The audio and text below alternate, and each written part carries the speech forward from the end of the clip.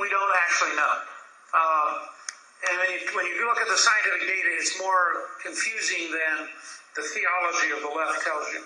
I think you can design a strategy that, in fact, allows you to this is where hydrogen's a nice solution. It allows you to minimize carbon loading in the atmosphere. But my hobby is studying dinosaurs and other fossils. There are wild swings in the climate of the Earth, including as recently as 11,000 years ago when the Gulf Stream quit for 600 years, and for 600 years you had a little ice age in Europe because there was no warm water coming up from the Caribbean.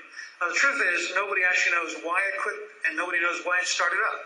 But it made a huge difference in places like Britain and Germany, which were rapidly becoming covered by glaciers again.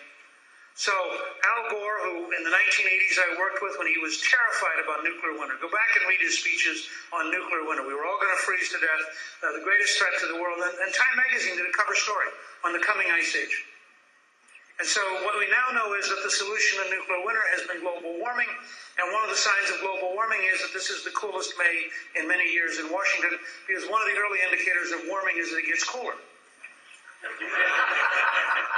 And if you watch these guys, this is what they say. I mean, whatever happens, they plug it back in to see it's pretty. Do we have lots of hurricanes last year? Global warming. Turns out, in fact, we're back in a cycle of hurricanes which are caused by a depression over the Sahara, which then affects the Atlantic, which last happened in the 1950s without global warming. But this time it has to be global warming because anything on the Weather Channel is global warming.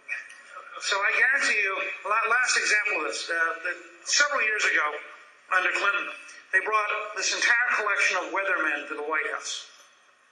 And they all were meeting at the White House, and none of them had brought umbrellas. And it suddenly started raining unpredictably.